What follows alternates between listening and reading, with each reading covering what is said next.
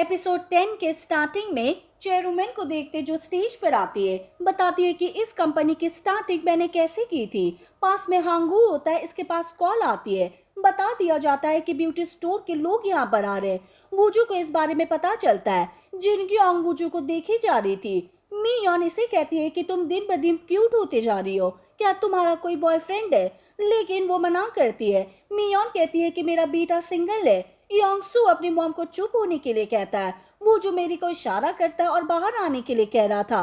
ये वही सीन है जो कि हम एपिसोड 9 में देख चुके हैं। अगले सीन में वूजू को देखते जो कि सांगयोन से बात करता है, कहता है कि अंदर चलते हैं। लेकिन सांगयोन कहता है कि मैं कुछ पूछना चाहता हूँ, तुम्हारा मेरी के साथ क्या रिलेशन है? क्या तुम सच में मैरिड हो? इसको नहीं पता होता है कि मैं क्या कहूँ। तभी जिन क्योंग आती है और सांगयोन से कहती है कि मैं आपसे बात करना चाहती हूँ। ये इसे कहता है कि तुम यहाँ पर क्या कर रही हो? जिन क्योंग कहती है कि मैं भी इवेंट में आई हुई हूँ। जिन क्योंग इसको ले जाती है और बताती है कि ये दोनों मैरिड नहीं है। सांगयोन चौंक जाता है। जिन क्योंग कहती है कि चौंकने की जरूरत नहीं है, मुझे पता है कि तुम पहले से जानते हो। बाद में ये सीन याद करती है कि जब चेयरवुमन मैरी से बात कर रही होती है, तब पास में सांगयोन होता है और इनकी सारी बातें सुन ली थी और मैंने इसको देख लिया था। जिनक्योंग कहती है कि मैं वूजू को जानती हूँ। सांगयोन पूछ रहा होता है कि क्या वूजू वही लड़का है जिसको तुम लाइक करती हो? ये भी हाँ भरती है और इसे पूछते है कि बाकी तुम क्या करने वाले हो। सांगयोन बताता है कि उन्हें जो प्राइस मिला था उसे वापस करना होगा।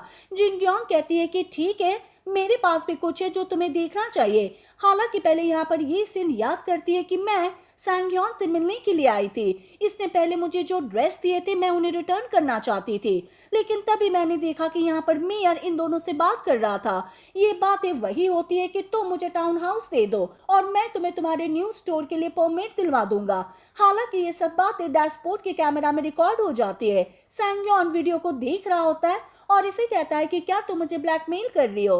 लेकिन वो कहती है कि नहीं, तुम जिस तरह लीसंग को प्रोटेक्ट कर रहे हो, मैं भी वूजू को प्रोटेक्ट करना चाहती हूँ। अब तुम देख लो कि क्या करोगे। सांगयोन बाद में लीसंग के साथ होता है। सांगयोन पूछता है कि तुम पहले बता रहे थे कि अब टाउन हाउस हमारा हो सकता है, उस बात से तुम्हारा क्या मतलब था? सांगयोन सोच कर कहता है कि मैं सिर्फ मजाक कर रहा था, मुझसे गलती हो गई, मैंने ऐसा ही कह दिया। लीसंग चिल्लाता है, कह रहा होता है कि तुम मेरा टाइम वेस्ट क्यों कर रहे हो। बाद में कहता है कि जो आदमी प्लेन में हमको मिला था, जो तुम्हारे जान पहचान का था, जिसका नाम डेविड है, उसने होटल के नाम से फ्लावर भिजवाए थे। बाद में हम ये सीन देखते भी है जो कि 1 घंटे पहले का होता है। ये फ्लावर को देख रहा होता है जो डेविड ने होटल के नाम से भेजा हुआ था। ये इनसे कहता है कि वो डेविड से प्लेन में मिला था। उन्होंने बताया कि उसने होटल बहुत पहले छोड़ दिया था, लेकिन हांगू कहता है कि ऐसा कुछ नहीं है, वो मजाक कर रहा होगा। हालांकि चेयरमैन इस बात को सीरियस ले लेती है और अपनी सेक्रेटरी जो ही से कहती है कि उसकी जांच करो। अगले सीन में वूजू को देखते जो कि मैरी के पास आता है, इसको बता देता है कि सैंगयोन ने मुझसे क्या पूछा था। वो तो शुक्र है कि सही टाइम पर जिन क्योंग आ गई और मुझको बचा लिया। मैरी पूछती है कि क्या वो दोनों एक दूसरे को जानते हैं। वूजू कहता है कि मुझे नहीं पता, लेकिन लगता है कि जिन क्योंग ने बात को संभाल लिया। अगर ऐसा नहीं होता तो सैंगयोन का हमारे पास कॉल आ जाता। तुम मेरी दादी से भी नहीं मिल पाई। मैं एक अपॉइंटमेंट बुक करूंगा ताकि हम उनसे मिल सके। हम शाम को सांगयोन को देखने के लिए जाएंगे, उससे बात करेंगे। लेकिन मैरी कहती है कि मुझे नहीं पता कि मैं ऐसा कर सकती हूँ, मैं बहुत ही नर्वस हूँ। वूजू कहता है कि चिंता मत करो, मैं तुम्हारे साथ जाऊंगा। बाद में इसको हक करता है, किस करता है। बाहर सोरी को देखता है जो कि यहीं पर आ रही थी। बेल को रिंग करती है। ये देखने के लिए आते हैं कि कौन है। इन्हें पता चल जाता है कि ये तो सोरी है। सोरी घर के अंदर आती है, आसपास देखती है। हालांकि पहले वूजू को नोटिस नहीं कर पाती, अमेरिका के बारे में बात कर रही होती है, लेकिन जब पीछे देखती है तो वूजू होता है। सोरी पूछती है कि ये कौन है। मैरी बताने जा रही थी लेकिन सोरी रोक लेती है, प्रीवियस सीन को याद करती है और कहती है कि तुम्हें वूजू होना चाहिए। वो भी हाँ भरता है। सोरी इसको ध्यान से देखती है, फिर कहती है कि तुम पास हो गए। मैरी कहती है कि तुम पास करने वाली होती कौन हो। सोरी कहती है कि तुम चुप हो जाओ, नहीं तो मैं इसको बता दूंगी कि तुमने बचपन में क्या क्या किया था। ये अपनी बहन को चुप करवाती है। वूजू कहता है कि ठीक है, तुम दोनों बात कर लो, मैं चलता हूँ। सोरी कहती है कि तुम कहाँ पर जाओगे? तुम जो काम कर रहे थे उसे खत्म कर लो, मैं तो कोई खाली कमरा देखकर रह लूंगी। ये कहते हैं कि हम समझे नहीं, तुम क्या बात कर रही हो। सोरी इसके लिप्स को देखती है, कहती है कि तुम्हारे यहाँ पर कुछ लगा हुआ है, मुझे पता है कि तुम क्या कर रहे थे। मैरी वूजू के लिप को साफ करती है और इसको बाहर ले आती है। मैरी इसे कहती है कि मेरी बहन वो सब कह रही थी, तुम्हें गुस्सा आ रहा होगा। लेकिन वूजू कहता है कि मैं ठीक हूँ, वो बहुत ही क्यूट है, अब मैं चलता हूँ। लेकिन मैरी इसको रोकती है क्योंकि इसे किस चाहिए थी। वूजू इसे किस करता है, बाय करता है और फिर चला गया था। अगले सीन में हांगू को देखते हैं जो कि ये सीन याद करता है कि चेयरवुमन ने जूही से कहा था कि डेविड की जांच करो। हांगू बाद में चेयरवुमन के पास कॉल करता है, कहता है कि मैं आपको कुछ बताना चाहता हूँ। अगले सीन में चेयरवुमन के पास आता है। हांगू कहता है कि डेविड ने हमारे साथ कोई कॉन्ट्रैक्ट नहीं किया, उसने किसी भी कॉन्ट्रैक्ट को रिन्यू नहीं किया, उसने हमें धोखा दिया है। फिर लियोन चिल्लाती है, कहती है कि तुम कैसी बकवास कर रहे हो, अभी उसके पास कॉल करो, मुझे अमेरिका जाना होगा। बाद में खड़ी होती है लेकिन नीचे गिर जाती है, अपनी मेडिसिन को लेना चाहती है। हांगू इसकी मेडिसिन को लेता है, इसको बिठाता है और मेडिसिन देता है। फिर लियोन पहले अपनी मेडिसिन को लेती है और कहती है कि हमें डेविड से बात करनी होगी। लेकिन तभी हांगू कन्फेस करता है। हांगू कह रहा होता है कि डेविड अब होटल में काम नहीं करता, 2 साल पहले उसे बाहर निकाल दिया गया। फिर लियोन कहती है कि हमने अमेरिका में प्लांट के लिए पैसे दिए थे, उसके बारे में क्या। हांगू कहता है कि यहाँ पर कोई प्लांट नहीं है, बाद में इसको बताता है। साथ में ये सीन देखते हैं कि मिन जोंग ने ऐसे ही कंप्यूटर में प्लान बना लिया था। साथ में कन्फेस करता है कि जे कंसल्टिंग मेरी कंपनी है और सभी पैसे मेरे पास ही आ रहे थे। फिर लियोन चिल्लाती है, कहती है कि तुम ऐसा क्यों कर रहे हो, जब तुम अपनी फैमिली के पास जाओगे तो क्या मुंह लेकर जाओगे। हांगू ने कह दिया था कि मैं उनसे नहीं मिलूंगा। फिर पिल्लियन पूछती है कि तुम ऐसा क्यों कर रहे थे। हांगू कहता है कि आपको मुझे पहले कंपनी का छोटा सा हिस्सा दे देना चाहिए था, लेकिन आपने ऐसा नहीं किया, आपने सिर्फ मुझे अपनी मिजरेबल बेटी पकड़ा दी, मानो मैं कोई भिखारी हूँ। लेकिन अब सब कुछ सही हो जाएगा, कंपनी मेरे हाथ में होगी, मैं उसको बेच दूंगा। बाद में पिल्लियन बेहोश हो जाती है। हांगू इसको बता रहा होता है। साथ में ये सीन याद करता है कि जब मेडिसिन नीचे गिर गई थी तब इसके पास और मेडिसिन होती है जिसको ये इससे बदल देता है। मेडिसिन को ऐसे रखता है कि किसी को डाउट ना हो और बाद में चला गया था। अगले सीन में सभी हॉस्पिटल में आते हैं, फिर लियोन से मिलते हैं और ये कोमा में होती है। डॉक्टर बताता है कि इसकी सर्जरी सही हुई है, लेकिन हम कुछ नहीं कह सकते, अगर ब्लीडिंग ज्यादा हुई तो ये नहीं बच पाएगी। आप पहले से ही जानते हो कि इसको पुरानी बीमारी है। वो जो अपनी दादी के लिए बहुत ही अपसेट होता है। हांगू बाहर आता है, किसी के पास कॉल करता है, कहता है कि चलो स्टार्ट करते हैं। अगले सीन में मीडिया में न्यूज फैल जाती है कि पिल नियॉन की कंपनी ने क्या किया, कैसे होटल वालों के साथ फेक कॉन्ट्रैक्ट किया था, सभी पैसे लुटा दिए। ये सभी टीवी को देख रहे थे। मियॉन टीवी को बंद करती है, कहती है कि ये सब झूठ बोल रहे हैं, मेरी मॉम को पता ही नहीं था कि ये कॉन्ट्रैक्ट फेक है, वो ऐसा कभी नहीं कर सकती। योंग सू अपने डैड से कह रहा होता है कि अब हमें क्या करना चाहिए, क्या हमें डेविड की जांच करनी चाहिए। लेकिन हांगू कहता है कि हमें कुछ नहीं कर सकते। सच बात तो ये है कि पिल्लियन को पहले से ही बताया गया था कि फेक कॉन्ट्रैक्ट है, उसने मुझे इस बात को सीक्रेट रखने के लिए कहा। वूजू कहता है कि जो ही ने मुझे बताया था कि कुछ दिन पहले डेविड से मिली थी। हांगू कहता है कि हाँ मैं जानता हूँ, मैं भी साथ में था, लेकिन हम किसी और रीजन से मिले थे, अगर मैं और केयरफुल रहता तो ऐसा नहीं होता। तब वूजू के पास जूही कॉल करती है। अगले सीन में इससे मिलता है। जूही कहती है कि तुम्हारी दादी ने कहा था कि तुम्हें डेविड पर नजर रखनी होगी, अगर उसे पता होता कि कॉन्ट्रैक्ट फेक है तो ऐसा मुझे करने के लिए कभी नहीं कहती। अगले सीन में वो जो अपनी दादी से मिलने के लिए आता है, इसको देख रहा होता है। वो सीन याद करता है कि दादी ने कहा था कि यहाँ पर गबन हो रहा है, तुम्हें जे कंसल्टिंग की जांच करनी होगी, लेकिन इस बारे में अपने अंकल को मत बताना। वो जो अपनी दादी से कहता है कि मुझे डर लग रहा है, आपकी बात कहीं सच हो सकती है। अगले सीन में मैरी को देखते हैं जो संगी के साथ होती है। सॉन्ग ही कमेंट को देखती है और इसे कहती है कि पब्लिक वूजू की कंपनी को बॉयकॉट कर रहे हैं, वो चाहते हैं कि चेयरमैन को जो अवार्ड दिया गया था उसे रिटर्न करना होगा। मेरी बात में यहाँ से भाग जाती है। अगले सीन में वूजू से मिलती है। वूजू मैरी से कहता है कि तुम क्या बात करना चाहती हो। मैरी कहती है कि मैं तुम्हारा हाल चाल पूछने के लिए आई हूँ, क्या तुम ठीक हो, क्या तुमने डिनर कर लिया। वूजू कहता है कि तुम्हारे आने के बाद अब मैं बेटर फील कर रहा हूँ। मैरी इसको देखती है, कहती है कि तुम कुछ बताना चाहते हो तो बता सकते हो। वूजू कुछ नहीं कहता। मेरी गाना गाने लगती है और कहती है कि अगर मैं तुम्हारी जगह पर होती तो बता देती। हालांकि अगले सीन में इसको बता देता है। मैरी कहती है कि तुम कह रहे हो कि तुम्हें अपने अंकल पर डाउट है, लेकिन तुम उसे डायरेक्ट नहीं पूछ सकते कि उसने क्या किया, क्योंकि तुमने एक बार कहा था कि वो तुम्हारे डैड की तरह है। लेकिन तुम्हें कंपनी के लिए कुछ करना होगा, तुम्हें उसे बचाना होगा, क्योंकि तुम कंपनी के उत्तराधिकारी बनने वाले हो। ज्यादा मत सोचो, जो कुछ कर सकते हो वही करो। वो जो ये सुनकर इसको हक कर लेता है। अगले सीन में जिन योंग को देखते जो कि बार में होती है। ये सीन याद करती है कि मैंने उन दोनों को देख लिया था, वो हक कर रहे थे। बाद में अल्कोहल पीती है। तभी यहाँ पर सैंग योन आता है, इसको देख लेता है, यहीं पास में बैठ जाता है, अल्कोहल को पी रहा होता है, पहले कुछ नहीं कहता। जिन योंग कहती है कि तुम कम से कम हाई नहीं कह सकते क्योंकि अब हमारे पास एक सीक्रेट है। मेरा सजेशन मानने के लिए थैंक यू। लेकिन सांग योन कह देता है कि अभी मैं उसके बारे में सोच रहा हूँ। जिन योंग पूछती है कि क्या तुम्हारा बॉस तुम पे प्रेशर दे रहा है, तुम उस रिकॉर्डिंग को लेकर उसको ब्लैकमेल कर सकते हो। लेकिन सांग योन कहता है कि मैं ऐसा नहीं कर सकता, ऐसे करने पर वो तुम्हारे हॉस्पिटल की फंडिंग रुकवा देगा। ये बिजनेस की दुनिया है, तुम इसे नहीं समझोगी। वैसे भी मैं अभी एक बात नहीं समझ पा रहा हूँ, तुमने कहा था कि वो जो तुम्हें लाइक नहीं करता, फिर तुम उसकी हेल्प क्यों कर रही हो। जिन योंग कहती है कि शायद तुमने कभी किसी को लाइक नहीं किया होगा, जिसको हम लाइक करते हैं उसको हम हमेशा प्रोटेक्ट करना चाहते हैं। सांग योन कहता है कि वो तुम्हें नोटिस भी नहीं करता कि तुम ये कर रही हो, फिर तुम क्यों करती हो। जिन योंग इसे चुप होने के लिए कहती है। सांग योन कहता है कि तुमने पहले शायद वो सुन लिया होगा, मैंने तुम्हें परेशान किया, इसके लिए माफ कर देना। बाद में जिन योंग इस सीन को याद करती है और कहती है कि मैंने कुछ नहीं सुना, इसे कंसोल देती है। इसे कहती है कि तुम उससे बेटर डिजर्व करते हो, तुम्हें अलग जॉब करनी चाहिए, क्या तुम चाहते हो कि मैं तुम्हारे लिए जॉब ढूंढूं। सैंग यॉन ये सुनकर इसके फेस पर हल्की सी स्माइल आ जाती है।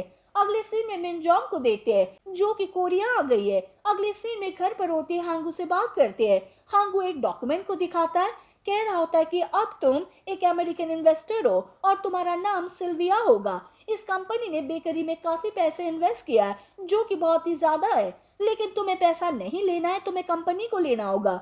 मिनजॉन्ग कहती है कि ठीक है, मैं समझ गई, वैसे जो चीज मैंने करने के लिए कहा था क्या तुमने की। बाद में इसको दिखा भी रहा होता है और ये डिवोर्स वाला डॉक्यूमेंट होता है जो कि मियोन के लिए होता है। हालांकि इसमें मियोन का साइन नहीं होता। वो जो कि एम्प्लॉय को देखते जो इस बारे में बात कर रहे थे कि हमें किसी और जॉब के लिए अप्लाई करना होगा, न्यू इन्वेस्टर ये कंपनी ले लेगा। हालांकि ये सब बातें संग ही कर रही होती है, लेकिन सेजोंग और वॉन्सु कहते हैं कि ऐसा कभी नहीं होगा, हमें भरोसा है कि ये कंपनी हमको बचा लेगी। संग फिर बाहर होती है, अपने जॉब के बारे में अपनी फैमिली से बात करती है। हालांकि पीछे वूजू होता है जो कि इनकी बातें सुन लेता है। वो जो मैरी से मिलने के लिए आता है, कहता है कि मुझे नहीं पता कि मैं क्या करूं, अगर मेरी दादी होती तो ऐसा नहीं होता। अब मुझ पर बहुत ज्यादा प्रेशर आ चुका है, मेरी एम्प्लॉय की जॉब भी मेरे हाथ में है। कल न्यू इन्वेस्टर के साथ हमारी मीटिंग होने वाली है, इस कॉन्ट्रैक्ट पर सब कुछ डिपेंड करता है, अगर ये चला गया तो सभी की जॉब भी चली जाएगी। मैरी कहते हैं इसलिए मैं तुम्हारे साथ हूँ, तुम हमारे सबसे बड़े क्लाइंट थे, इसलिए मैं देखने के लिए आई हूँ कि तुम कैसा काम कर रहे हो। वैसे क्या मैं जान सकती हूँ कि न्यू इन्वेस्टर कौन है, वो कैसी है। ये कहता है कि मुझे नहीं पता, मुझे सिर्फ उसका नाम पता है जो कि सिल्विया है। बाद में फोटो को दिखाता है जो कि हांगू के साथ होती है, लेकिन मैरी कहती है कि मैंने इसे कहीं पर देखा है। बाद में सोचती है, फोटो को ले आती है और कहती है कि ये देखो, ये दोनों एक ही है ना, मेरी बहन अमेरिका में एक रेस्टोरेंट में काम किया करती थी और ये वहीं की सीईओ है, इसका नाम जेसिका है। वो जो याद करता है कि जेसिका का नाम जे कंसल्टिंग पर था। ये सोरी के पास फोटो सेंड करते हैं और पूछते हैं। सोरी कहती है कि हाँ, ये मेरी बॉस है और जो साथ में ये इसका हस्बैंड है, मैंने इसे देखा था। बाद में एक सीन को याद भी करती है, जब मैं हेनरी को छोड़ने के लिए गई थी तब मैंने इसको देख लिया था। मैरी कहती है फिर तो ये दोनों मिलकर कंपनी को लूटना चाहते हैं। वूजू कहता है फिर तो डेविड पेन के साथ मिला हुआ है। मैरी कहती है कि क्या तुम्हारी आंटी और भाई को भी इस बारे में पता होगा। योंग सू को देखते जो अपने डैड के ऑफिस में आता है, डिवोर्स वाले डॉक्यूमेंट को देख रहा था। तभी इसकी मॉम आती है, कहती है कि तुम क्या कर रहे हो, मैं अपनी मॉम से मिलने के लिए जा रही हूँ, क्या तुम मुझे लिफ्ट दे सकते हो। योंग सू कहता है कि ठीक है, मैं अभी आता हूँ। अगले सीन में कंपनी में जेसिका आती है, यानी कि मिनजोंग आती है जिसको ये सिल्विया के नाम से जानते हैं। सामने तीनों होते हैं, इसे मीटिंग करते हैं। वो जो एम्प्लॉयमेंट सिक्योरिटी की बात करता है कि अगर तुम कंपनी ले जाओगी तो हमारे एम्प्लॉय बेघर हो जाएंगे, उनके पास कोई जॉब नहीं होगी। लेकिन जेसिका कहती है कि मुझे नहीं पता, हम सिर्फ इन्वेस्टर है, हमें करना ही होगा। योंग सू कहता है कि हमें कुछ टाइम मिल सकता है। जेसिका ने कह दिया था कि कुछ नहीं हो सकता, तुमने ये सब कर दिया, कोई भी तुम्हें लोन नहीं देगा। वो जो और भी कुछ कहना चाहता था, लेकिन हांगू इसको रोक लेता है। हांगू जेसिका से कहता है कि ठीक है, हम सोच कर बताएंगे। अगले सीन में हांगू वूजू से बात करता है, कह रहा होता है कि तुम्हें वहां पर इमोशनल नहीं होना चाहिए था, हम यहाँ पर बिजनेस कर रहे हैं। वो जो कुछ बातें कहना चाहता है, लेकिन मैरी की बात को याद करता है कि उसने कहा था कि पहले हमें जानना होगा कि तुम्हारे अंकल चाहते क्या है, बाद में हम कोई प्लान बनाएंगे। वो जो कहता है कि मुझे माफ करना, मुझे वो नहीं करना चाहिए था, लेकिन अब हम आगे क्या करेंगे। हांगू कहता है कि हमें उसकी डिमांड को पूरा करना होगा, फैक्ट्री को बेचना होगा। मुझे पता है कि इससे लॉस होगा, लेकिन हमारे पास और कोई ऑप्शन नहीं है। अगले सीन में वो जो मेरी से बात करता है, सब बातें बताता है, कह रहा होता है कि वो दोनों स्ट्रेंजर होने की एक्टिंग कर रहे थे, हमें कुछ करना होगा। मैरी कहती है कि काश चेरू में जिंदा होती। अगले सीन में मियोन को देखते जो अपनी मॉम से बात करती है, रोती है, कहती है कि मैं एक बुरी बेटी नहीं बनूंगी, प्लीज उठ जाओ। इसकी मॉम बाद में फिंगर हिलाती है। योंगसू लिफ्ट के पास होता है, अपनी मॉम से बात करता है, कहता है कि क्या दादी जाग गई है? ठीक है, मैं अभी आ रहा हूँ। पास में हांगू होता है जो कि इनकी बातें सुन लेता है। अगले सीन में मिनजोंग के पास कॉल करता है, कहता है कि पिल नियॉन को होश आ गया है, उसे मारना होगा, वो हमारे बारे में सब कुछ जानती है।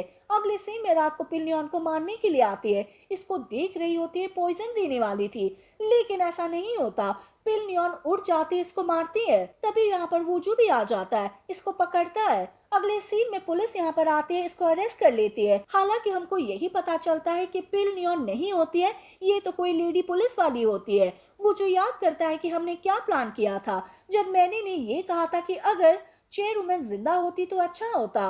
बाद में कहती है कि हम एक चीज कर सकते हैं, हम चेयरमैन को जगा सकते हैं, उसके जागने के बाद जो भी अपराधी होगा वो खुद सामने आ जाएगा। वो जो ये बातें इयोंग-सू को बताता है, इयोंग-सू कुछ खास रिएक्ट नहीं करता। वो जो पूछता है कि क्या तुम पहले से जानते हो?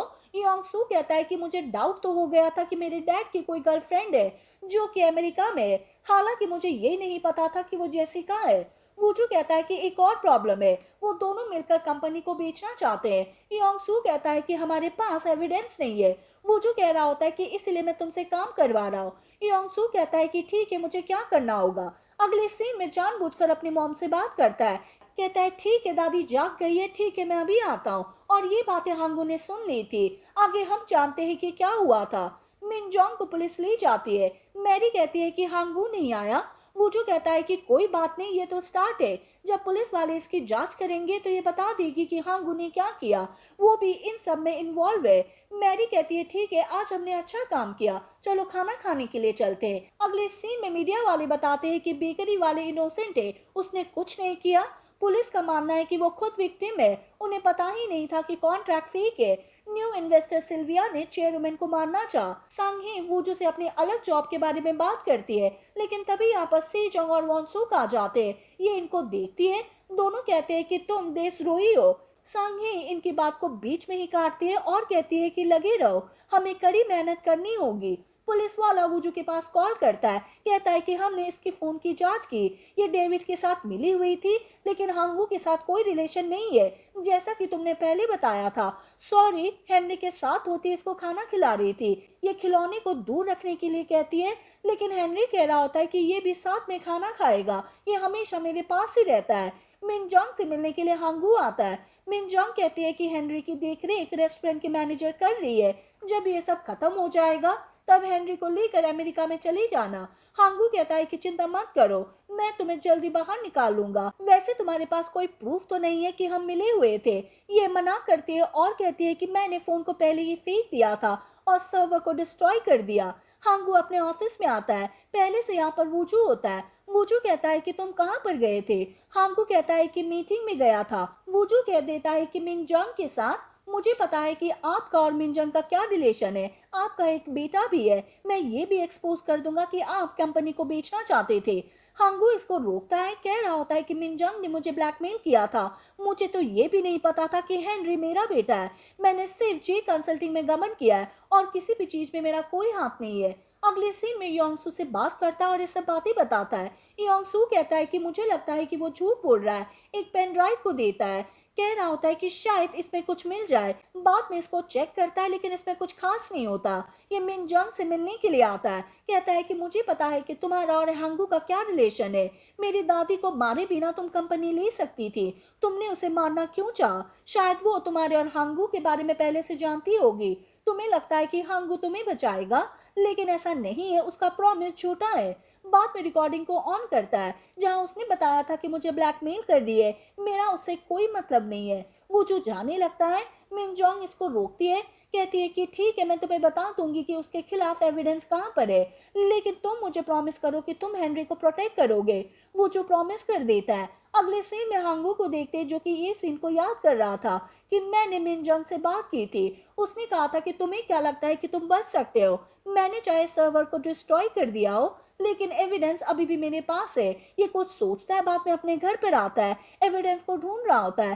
पहले इसको नहीं मिलता, लेकिन तभी एक खिलौने पर इसका पाँव लग जाता है जो कि हेनरी का होता है। बाद में इसे ओपन करता है और एविडेंस इसी के अंदर होता है। एविडेंस में कई मैसेज होते हैं, साथ में रिकॉर्डिंग होती है। मैंने कैसे वूजू के पेरेंट्स को मरवाया, कैसे मैंने उनकी गाड़ी की डायरेक्शन चेंज करवा दी। आगे से एक ट्रक वाला आ रहा था और गाड़ी नीचे जाकर गिर गई। गाड़ी के पास कोई आता भी है जो कि शायद हांगू होना चाहिए।